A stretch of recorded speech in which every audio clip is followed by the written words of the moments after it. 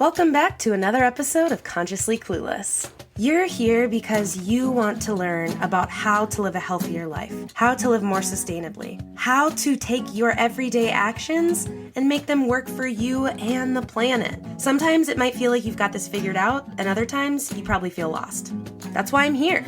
Together, we will learn how to live happier, healthier lives without the need to be perfect, and always allowing space for a little cluelessness on this journey to living a more conscious life. Today on the podcast, I talked to Grant Brown. Grant is a tech entrepreneur turned eco-activist that founded Happy Eco News. His goal is to inspire hope for the future in those who worry about the effects of climate change and pollution. Here we go. This podcast is supported by North. North's mission is to provide unique and innovative cannabis products to help bring peace, calm, and healthy alternatives to their consumers. All of their products have been meticulously designed and formulated by co-founders Brandon and Mike to ensure that their customers receive nothing but the highest quality. Currently, they offer 3 product lines: Vibes, a THC CBD seltzer, Gummies, THC Gummies, and Fusions, a CBD wellness beverage. I'm a huge fan of the THC CBD seltzer. My current favorite flavor, blackberry mango. Use code CARLY15 to get 15% off your order at drinkthenorth.com. That's CARLY15, or hit the link in the show notes. Enjoy drinking the North. Thank you for joining me. I'm really excited to have you on the podcast. Well, thank you for having me. It's very good to be here. I have been a subscriber of Happy Eco News for a while now and often share an article or two in my weekly newsletter because I so appreciate the ability to share information with some reality and with some here's what's going on, and also to not have every article you read about the environment make you feel like, we're drowning or depressed, really. Yeah, well, that's why I started it. And thank you for doing that, because I think that's really the whole important thing about Happy Eco News is that I wanted to build a medium or a platform for people to share good news. And basically, Happy Eco News has 2 key things we're trying to do. The first one is to help people like you and your friends and everybody that it touches to feel better about the state of the environment, that they should know that despite all of the negative things that we're hearing about in the world and on traditional news media and social media, that the focus there or on those platforms is generally about negativity and how bad it is, because those things get clicks. And it's kind of like driving by the car wreck. You can't help but take a look. And that's human nature, I think. And so those platforms have really capitalized on that, and they're manipulative in the way that they pitch these stories to the public. And so you're constantly inundated with negative, bad news about the environment, but it's not all bad. And from decades of working in the clean tech industry and working with people that are trying to make a positive change, I knew that, and I decided to do something different. And that is Happy Eco News. The whole idea is to help people to understand that there are good people out there doing good things, and to give people reason for hope, with the expectation or maybe the gut feeling that people with hope will then turn to take action themselves.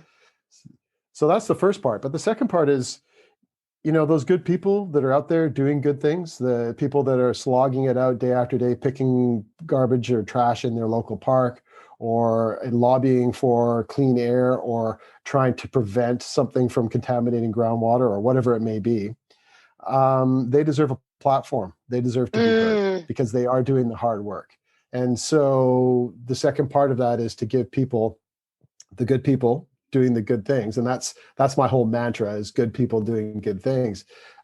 Give them that platform so that they can be seen outside of their initial or their immediate sphere of influence, and just provide a wider audience to them, so that they can be more effective in what they're doing. I really love that. And I totally agree with that platform, good people doing good things, because, I fancy myself as someone who knows what's going on in the world of the environmental stuff, whatever. But when I read the Happy Eco News email or see these stories, I'm always learning about something or someone doing something I've never heard of. And that's amazing. Yeah, and I think the reflection of how vast and how diverse the world of good people doing good things is. It could be anybody from somebody planting trees in sub-Saharan Africa that is basically changing their local climate and providing themselves with a form of finding food and maybe prosperity, to somebody who's working in the scientific lab in Norway or somewhere, Hmm. working on carbon capture technology in that way. And so they all deserve a platform. They all deserve to have that word spread, because it is interesting, and it is a way of giving hope for everybody. And I truly believe that if people don't have hope, then they can't be expected to take action. And it's kind of like, if you think that the whole world is falling apart, well, why wouldn't you just keep driving your gas guzzling, SUV, or doing all of the negative things that we do, maybe not even knowing about that they're bad. So, we want to give them hope, and we want to make sure that they can feel that they've got the empowerment to take that action that they should do as individuals. Maybe it's voting, maybe it's, going out and volunteering with a local group. There's just so many different ways to do it. That's so interesting. And you kind of started to touch on it, but I was going to play devil's advocate just because I've seen this online a little bit. But, have you ever had anyone challenge you or say like, well, if you just share the good stuff, that's not reality, or, you're glossing over, you're spiritually bypassing what's going on. Not saying you're doing this, but I'm curious if you've had people say that, and then is that your answer that you're kind of starting to get at? Like, well, you sound like you think hope is intrinsically more motivating than fear. I do. I think that hope is intrinsically more motivating than fear.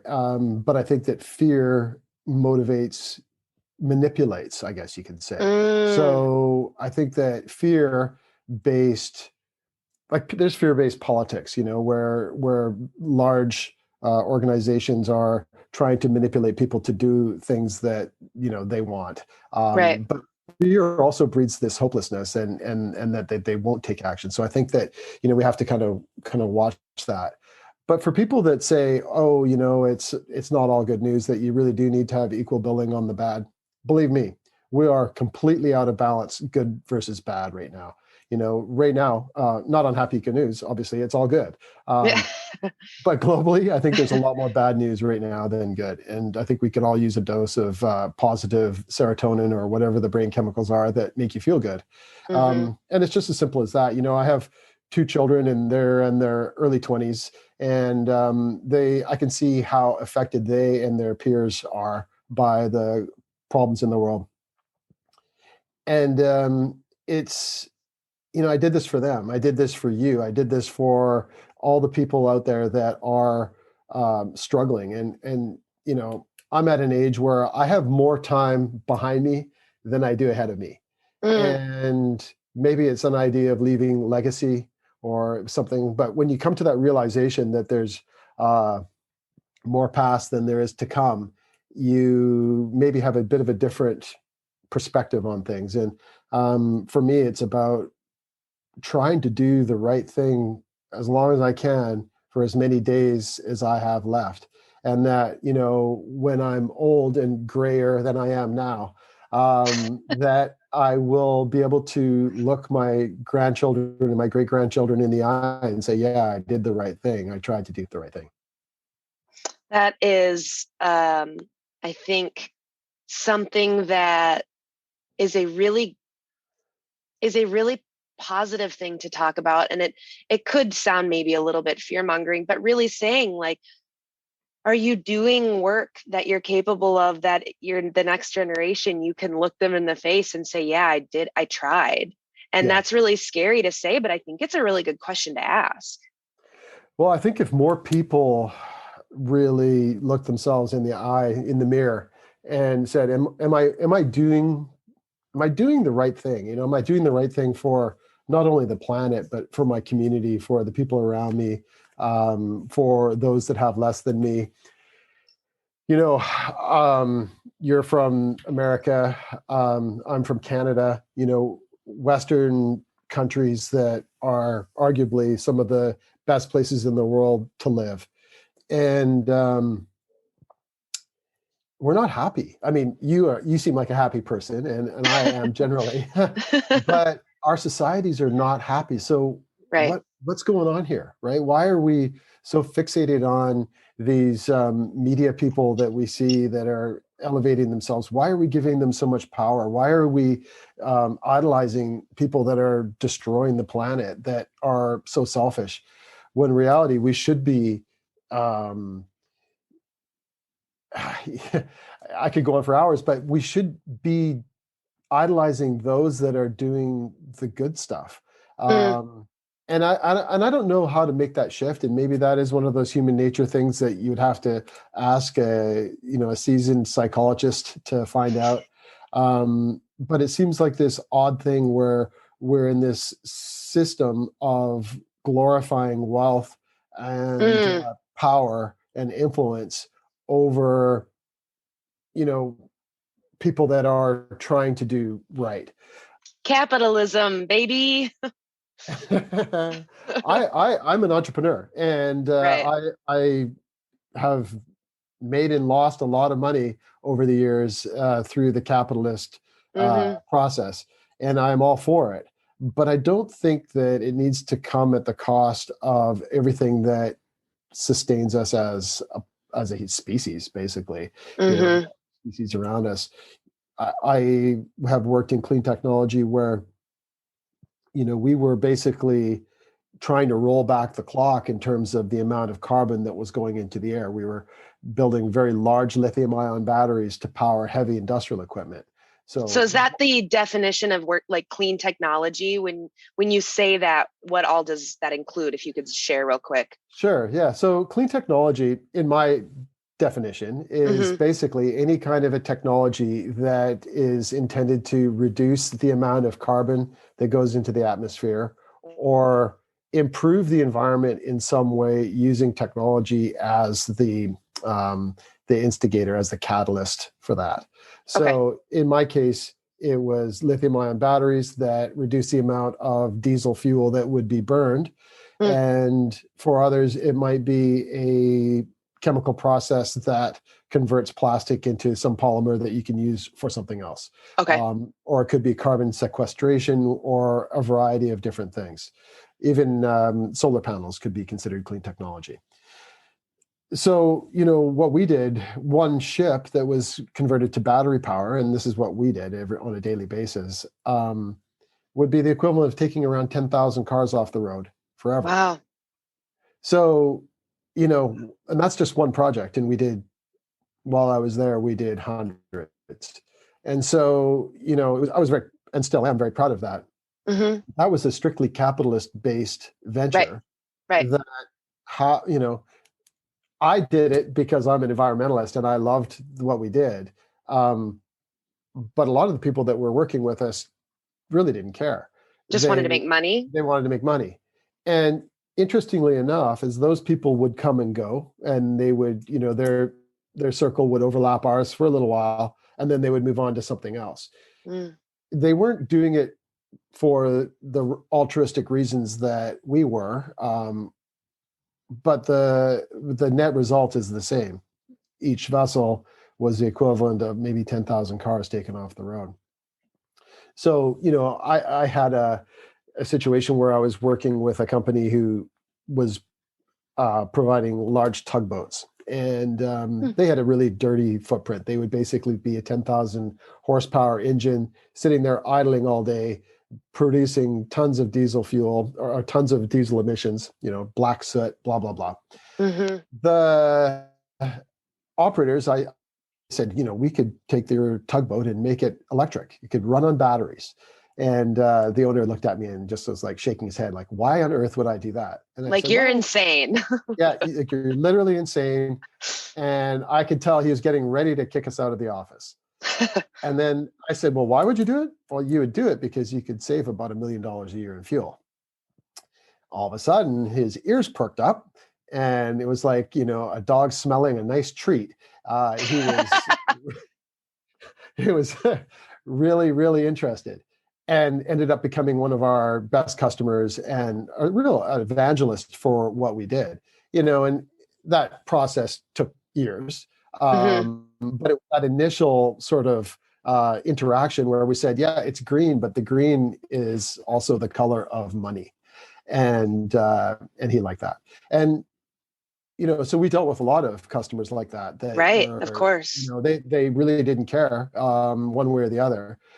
But even that, in the 12 years that I was working in that industry, I saw it change from this sort of science project type, can we make it work reliably enough so that it actually is effective, to, oh my God, this is saving us millions of dollars annually, to uh, them approaching us, and the conversations had shifted because they're not immune to all the news stories. Right. They're not immune. So these men might be, and they're primarily men in positions of power in these heavy industrial businesses. It's a real old boys club, and Right. that's one of the things about it, I guess, that's not very nurturing. It's just take. Yep. But despite all of that, they would come to the meetings and say, my grandson or my granddaughter came to visit on the weekend, and all they could do is talk about, electric cars, or, how bad the environment's getting. And so there's this, My grandparents have also had to listen to me talk about that. yeah, and that's the power that your generation had. I mean, my grand a long time ago, but people who are younger have a lot of influence over older generations, just because we want our children and our grandchildren to love us. And Yeah. we also trust that the kids and grandkids that we've raised or helped raised are smart and they're Hmm. engaged, and we trust their opinion. And as we age, we start to maybe become less out of touch with current social dynamics, and they become the eyes and the ears of us as we age. So I think that's a really big influence that younger people can have. And in this case, it led to these people being genuinely interested in what we do, as opposed to just like a necessary operational expense that we had to make in order to meet an emission goal that was pushed upon us by government, Right.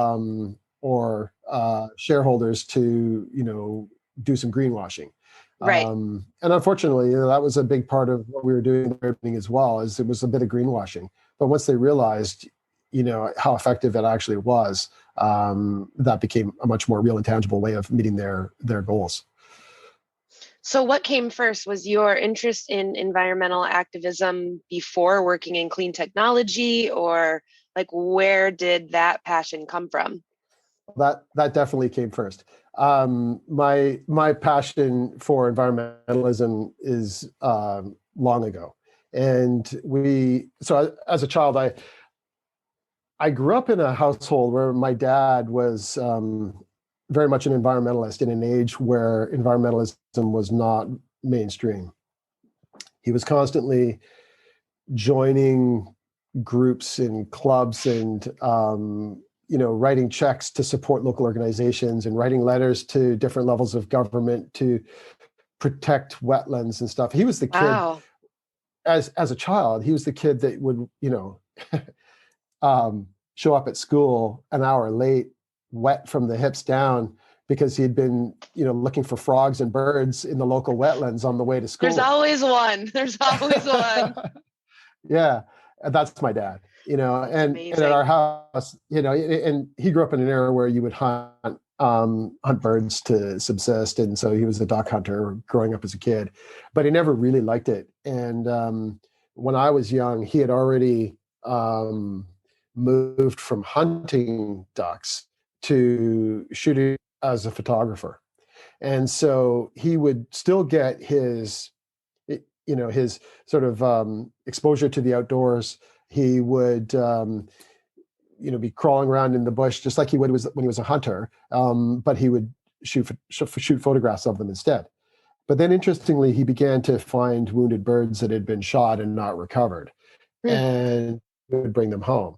And so here's another thing about my childhood is that we had, I think we had about an acre of land, and probably about half of that was divided in pens, aviaries, where my dad would nurse back to health wild ducks and geese and other types of animals that had been injured by hunters.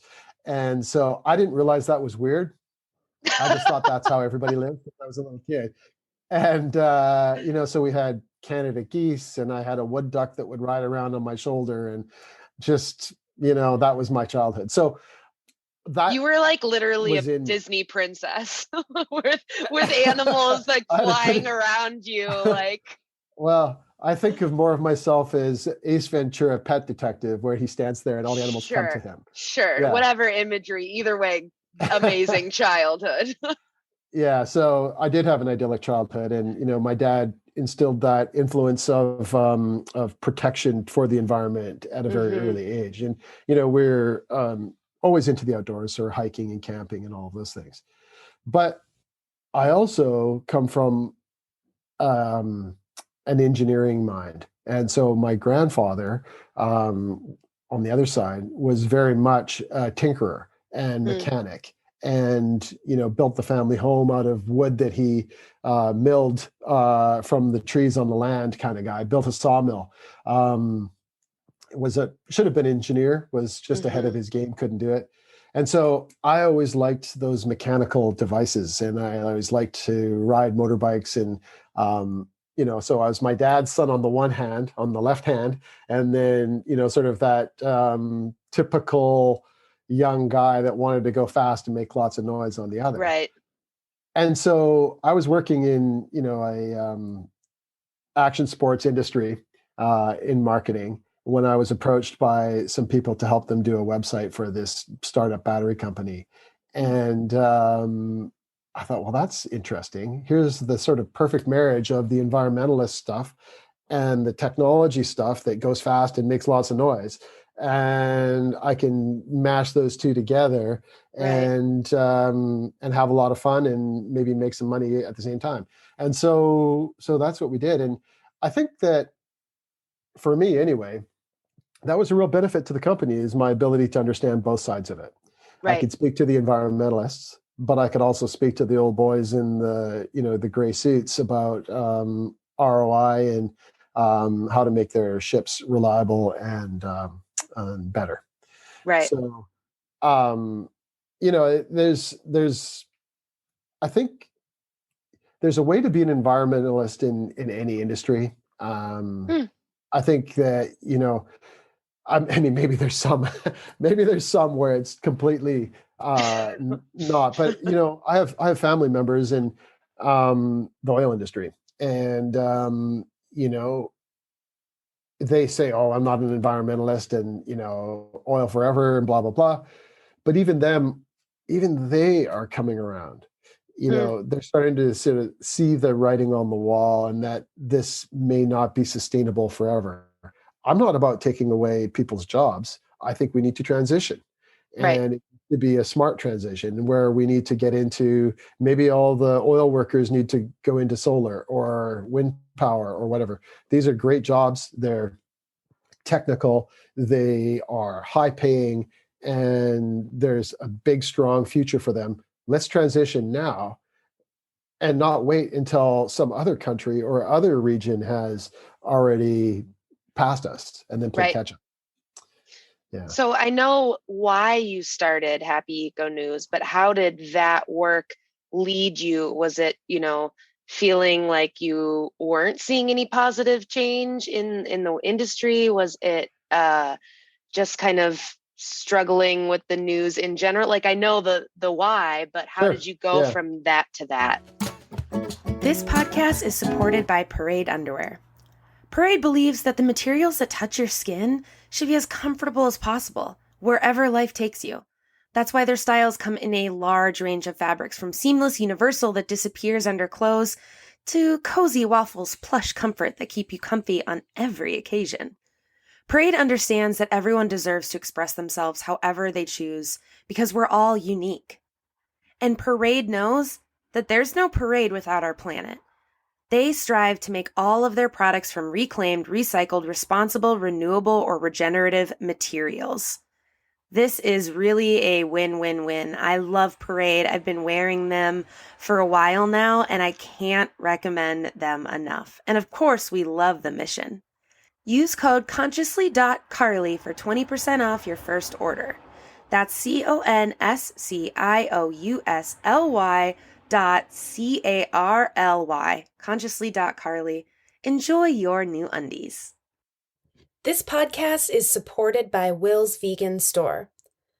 Will's Vegan Store has been a vegan company at the front of vegan clothing and sustainable fashion since they launched in 2013 by their founder, Will Green. They produce the most beautiful, vegan, sustainably made shoes, clothing, and accessories. I have been obsessed with this brand for years now. They were one of the first vegan brands that I really made the switch to. It can be hard to thrift shoes, but I love knowing that if I'm going to purchase a pair of shoes from Will's Vegan Store, they are going to be ethically made, their workers are protected, they don't use plastic packaging, they're delivered in an environmentally friendly way. It's truly the most amazing company to support. So if you're ready to try them yourself, hit the link in the show notes so they know that I sent you. So in 2017, I pulled my teenage kids out of school. My wife had left her job of probably about 20 years at that point, and we decided to travel the world for 10 months. We were going to go for a year. It ended up being 10 months. And the impetus for the trip... I was just going to say, what prompted that? You're way ahead of me. So my company had asked me to move to Europe. And what I found was that I didn't want to move to another northern climate. I'm from Canada, so I wanted to move to Spain. Hell yeah. Yeah. So I started looking at Barcelona, and then we found that the kids would have to be in public school in Barcelona. So that meant we would basically be replicating our life in Canada in Barcelona instead. And so instead I pitched to my boss, who was the CEO of the company. If I say I can be wherever you need me, in front of customers at any time, and if I say that I'll never miss a meeting, do you really care where I'm located for the rest of the time? You were ahead of your time now. Totally ahead. That this is the norm, right? Yeah. And so he said, no, I really don't care. And he's, to give him credit, he's that type of guy. He's right. Very, very chill on those types of things. So he just wants the job done, and he wants to know it's going to be done right. Fair enough. So I said, okay, well, I'm going traveling. And so the idea behind it was to expose my family, my kids, to a way of life that wasn't necessarily the 1% that they've grown up with. We're very fortunate to have had where we were born and all of those things, the stars aligned, and we ended up living in a very almost affluent community in the outskirts of Vancouver called White Rock. And the biggest problems that my kids had was whether or not they would get the new Coco Chanel bag or the new iPhone. And that was not a product of how we raised them, but a product of their environment, of who they were spending time with. And, I still take my kids camping, and they still have a great appreciation for the outdoors. But what I wanted to do was to show them firsthand how the other 99.9% of the population lived. So we started in Barcelona, which was kind of the easing into it, and then Thailand, Cambodia, Bali. But these all sound like wonderful destinations, but we didn't necessarily live in a resort.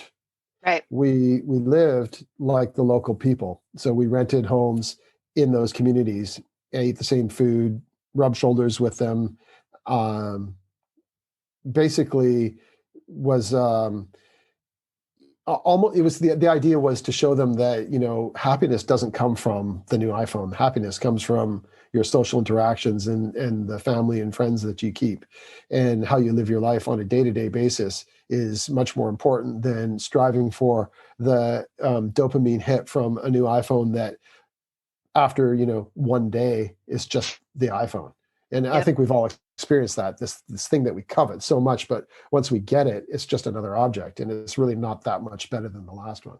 Yep. So while on that trip, we were exposed to incredible amounts of pollution and of all types, air pollution in the cities, but the trash was just astounding. And so it was this constant barrage of these beautiful people. And I think of Cambodia, beautiful people, very clean, very kind, willing to invite you over to their house for dinner when they only earn $5 a day. Right. Very grateful for your being there because they know that, well, the tourism dollars might spur more development in their country because they're just so poor. And yet there's a ravine near our hotel that was full of trash. And then the rains came, and it was in the rainy season. And so every few days the rains would come and wash all that trash away, and there'd be a beautiful, pristine little river, and with an egret waiting in it. All the trash is gone, washed into the Mekong River, which then flows out to the South China Sea and then deposits somewhere in the ocean. And every little town, every community in Phnom Penh, every town like Phnom Penh, and every country along that water course, for however long that is doing the same thing. And I tell you, that really was just shocking to me. And then we got to Bali, and I'll set the stage for this. We got in, and during a rainy night, we got up in the morning. The sun was shining, as it only does there. It's just beautiful in the tropics, and grabbed some coffee and walked down to the beach to check out the shore break. We were planning on doing some surfing on Canggu Beach, which is considered to be one of the premier surf destinations in the world. Wow. We walk out onto the beach, and there's plastic as far as the eye can see. Literally not a square foot of beach didn't have some sort of plastic on it. So it was those two events that made me think, and then my kids were like, this is horrible. I've got a photo of my son, he standing up on his surfboard, finally gets up on a nice ride, and he's got a big piece of plastic bag stuck over it, like draped over his thigh. Like, that's how bad it was. So you're surfing in garbage. So it was at that time that there was some very destructive politicians in office in the US. And globally, there was a whole bunch of stuff happening that was setting back environmental regulation. And the news was just negative. And I just got sick of all these people getting all these headlines. And I just said, stop. I'd been on social media, the doomsday guy. I was always sending out, got to stop deforestation, got to stop plastic pollution, got to stop carbon, all blah, blah, blah, and all this stuff. And finally I just said, you know what? Enough. I know there's good people out there doing good things. I worked in the tech industry. I know that there's dozens of people that would love to have one of these media bits, a little bit of coverage from any one of these outlets. So I just decided to start sharing the good stuff. And so it took a little while, and I had to dig at first.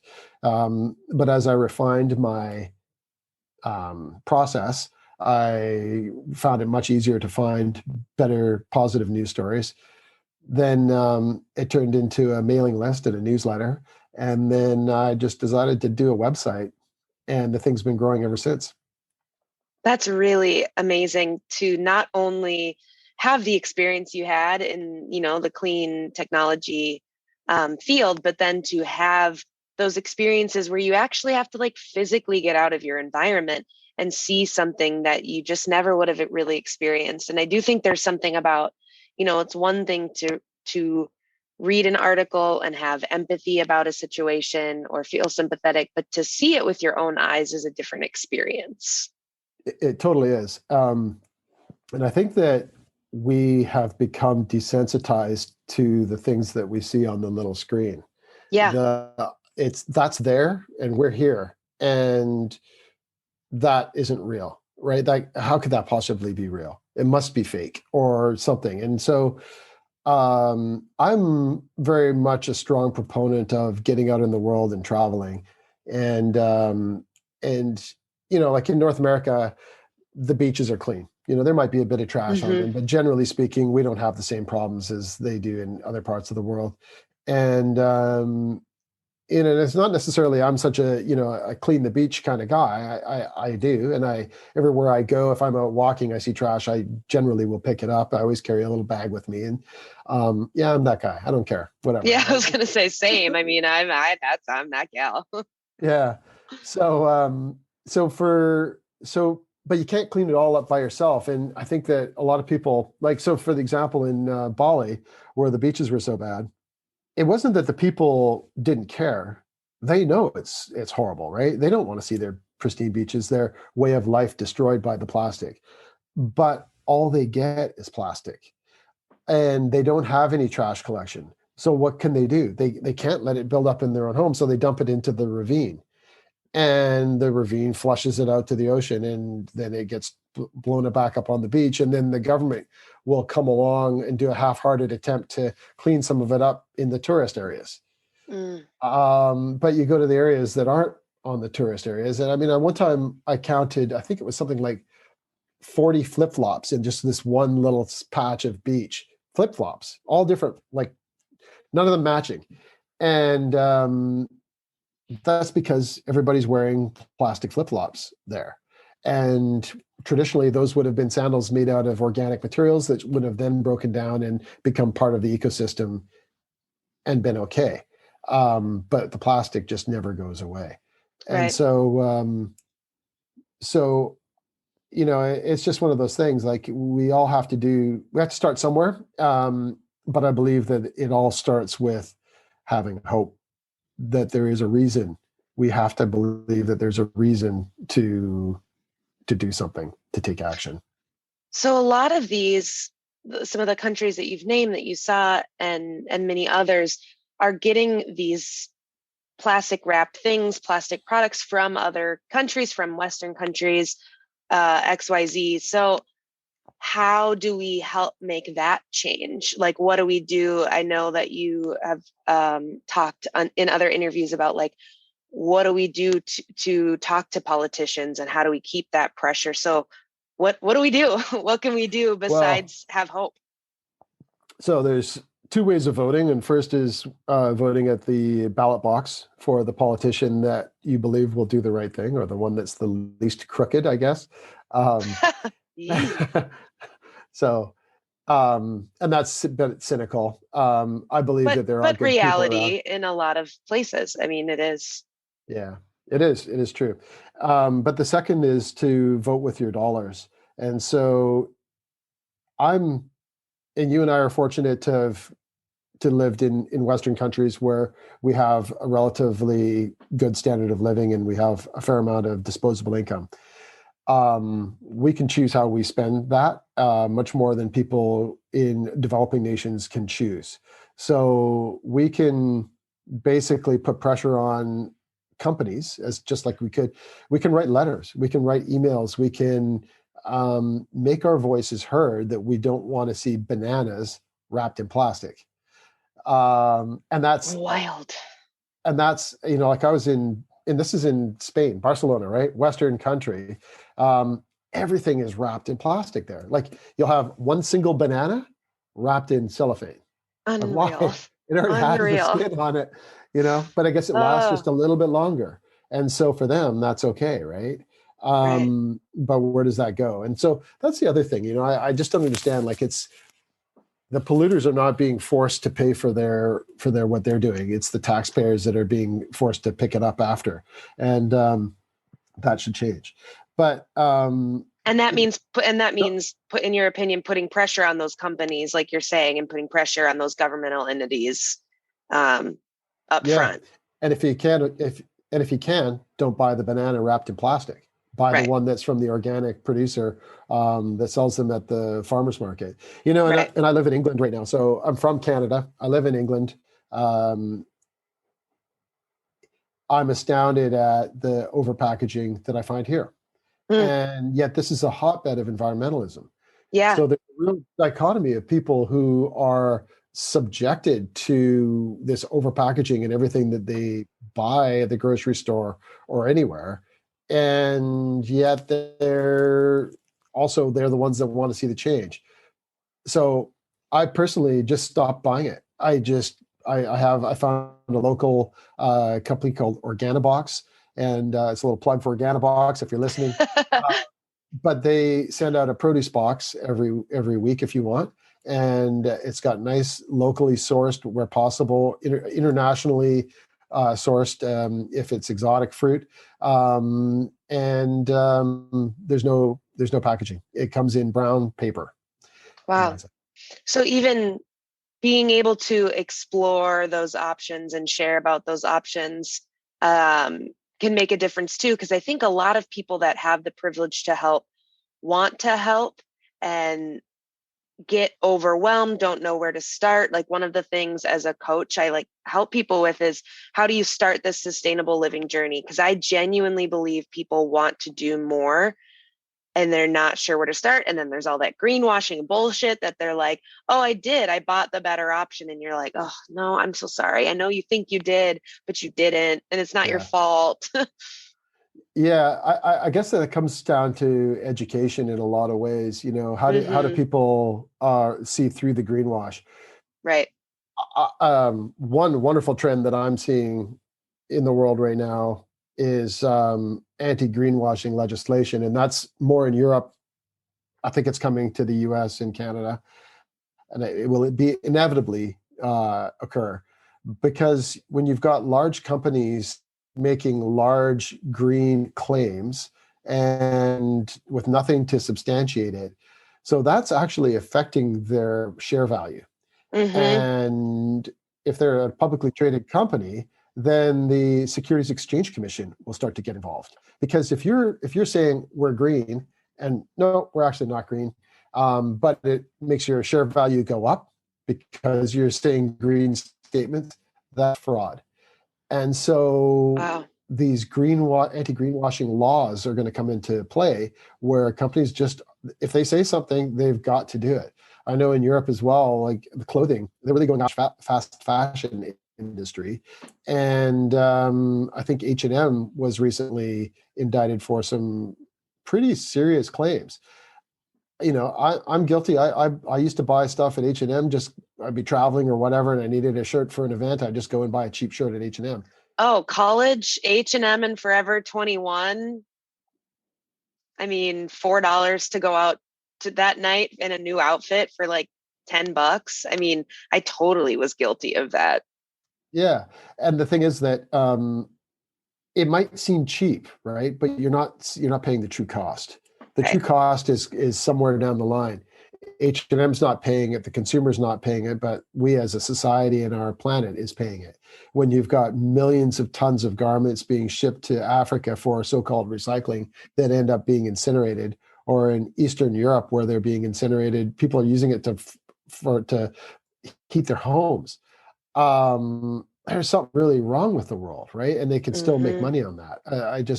So I, as a consumer, just personally, I've been buying things that fit a style, and I mean, maybe it's part of my age too.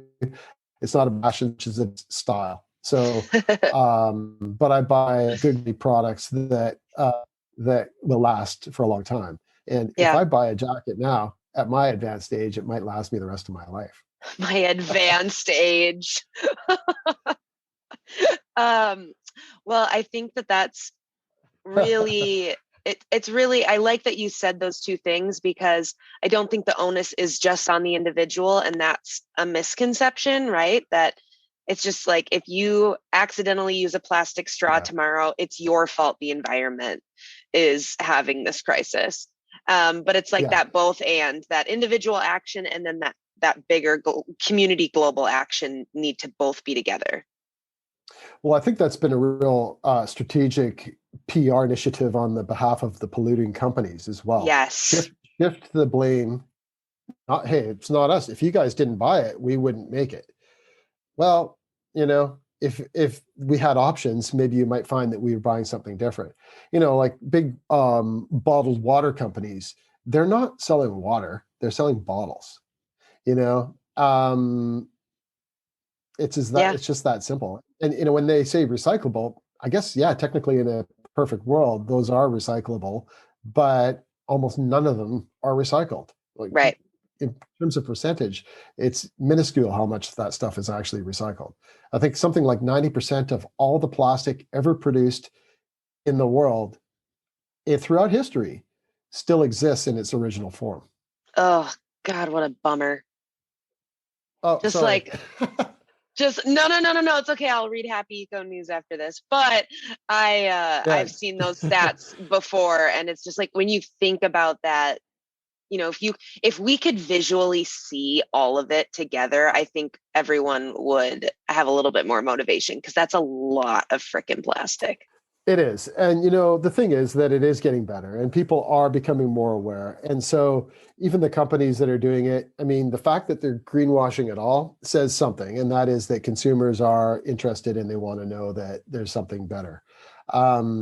And there's a lot of great stuff happening. Like, out of COP26, there's a whole bunch of reforestation initiatives of our forests have been protected.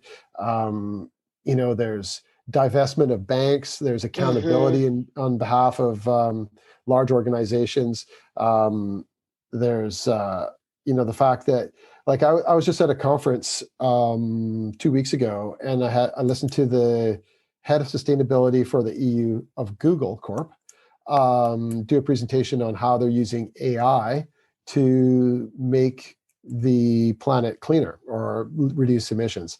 And you know there's one of the largest companies in the world, arguably one of the most powerful companies in the world, now using their resources on their own. Nobody's forcing them to do this. This is just their own internal initiative because they're people. At the end of the day, they want Right. to live on a planet they want their grandchildren to be able to drink the water and breathe the air without a respirator. So they're going after big businesses. And by going after, I don't mean that they're, attacking them, but they're offering to help them lower their emissions. Lush Cosmetics, UPS, some of these big companies that they're happy to, because it positions them better for the future as well. I think Right. the not too distant future, if you're a company and you don't have a solid sustainability plan, and more and more there's a chief a chief sustainability officer at these organizations that has power almost equal to the CEO. They are If they don't have that sustainability plan in place and it's not robust, they're just going to be called out and laughed at, and their share values will be affected as well. And Yep. ultimately, money makes the world go round. That hasn't changed, and we're not living in like a cashless utopia of UBI and all of those wonderful things yet. But I think that with AI and with all these other advances, that there's a real good opportunity for us to make the changes that need to happen in a very short period of time. Mm-hmm. Here's the thing: like in the 1940s, nobody would have thought that we would ever um, put a man on the moon, Right. and we have. We're sending spacecraft to Mars now. Um, where we stand today, looking at the future, it seems almost overwhelming and impossible to fix. But once humanity chooses to do something, they do it. And don't discount don't discount the ability for people to make positive change when they really put their mind to it. And I don't think we're quite there. We're not at that tipping point yet, but I think we're real close. So what is the one of your favorite happy eco news stories you've heard in the last few days or the last week? Oh, in the last week, there's so many going on. I think the AI one is Yeah. probably my top of mind. Um, Another one that just happened recently, and being in England, it's been a pretty big event. Was King Charles III being inaugurated after his Queen Elizabeth passed away. Um, you know, he's just the King of England, but he's the King of England, Right. and he is very much a strong environmentalist. Always has been. Hmm. So love or hate the royal family, King Charles is an environmentalist, and so is his son William. And I don't know about Harry. William has the Earthshot Prize, which awards millions of dollars to company or to organizations that are developing technology to combat climate change. But King Charles has always been an advocate for the environment, and he's just another old white guy, a very rich one, but he's somebody who's actually trying to make a change. The crown in England, the royals here have always tried to remain apolitical, meaning that they don't wade into political topics. But my gut says, and I read I was exposed to a letter that he wrote, a leading environmental scientist recently, Hmm. and he talks about how he believes it's his turn, it's his time to rock the boat on the environment. And Wow. so this is big, right? Now Right. we're talking about people with huge influence. Now he can't make laws in England, but boy, he can influence people. Right. And so I pity the fool who tries to do something stupid and jump into bed with oil industries or roll back environmental legislation in England or anywhere else in the Commonwealth that may be influenced by King Charles. So That's those are, interesting. it is interesting. And I just think that we've got more and more people rising up in these positions of power that will be able to make influential change. And it's not so fringe anymore. Right. When my dad was the environmentalist, going out and building composters and saving birds in the slough, um, he was an outlier. Yeah, uh, totally. he was not the normal. But now, environmental science programs, there's sustainability officers, there's all kinds of environmental careers that were unthinkable even a couple of years ago. Right. I made a career in energy storage. Well, that wasn't even something that was like energy storage there. That wasn't even part of the lexicon Right. 15 years ago, and now it's everywhere. And Right. so like when I was at the Paris Climate Conference in 2015, hardly anybody had an electric vehicle. Mm. There was a few out there, and I thought, oh, that would be neat, but I just couldn't afford it or whatever. Yeah. Um, Fast forward 7 years, everywhere you look, there's EVs, um, and they're growing, and there's waiting lists for them, and everybody wants them, and not everybody, but a lot of people want them. And the interesting thing is, once you get one, you go back to a regular car because they just work so well. And you Mm. you you learn that that range anxiety or whatever that we have. I can't necessarily drive I can't drive for 10 hours and just fill up the tank. That goes away. That's not an issue. You think it is. You Right. think it's going to be a worry, but it's really not. And so I've been driving an EV for, I guess, about 7 or 8 years now, and it's great. And so anyway, those shifts that happen are they happen quickly. I think it's like this tipping point occurs, and all of a sudden, like Bloomberg, just about the EVs, Bloomberg News just talked about last month, I think, tipping point for the EVs. That's already happened. People already Right. want them. Every major manufacturer will have several, and now we just have to roll out the charging infrastructure to support it. And Right. that's not even that big of a deal because there's electricity everywhere. Right. I love that. I love the ability to see some of these things and be reminded too that things happen slowly and then sometimes there are quick shifts, and um to be hopeful for those tipping points too is really important. Yeah, and I think that not to be afraid is critical Mm.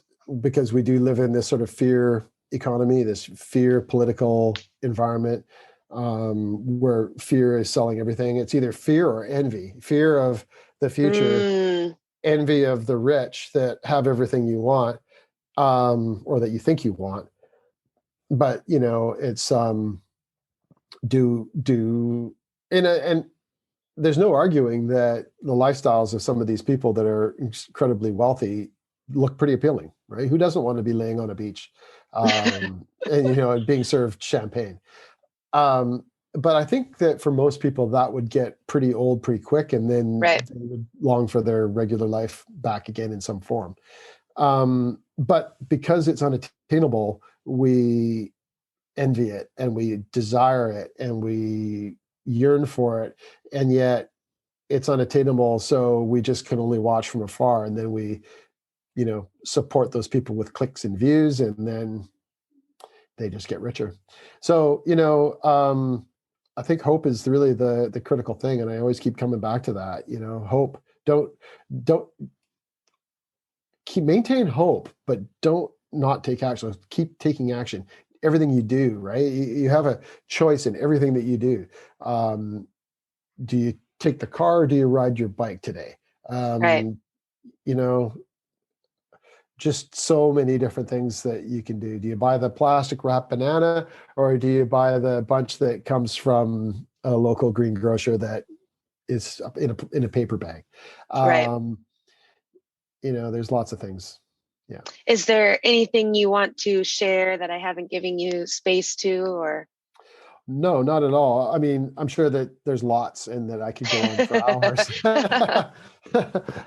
And maybe we'll have to save that for another time. I was just going to say, I would love to have you back sometime.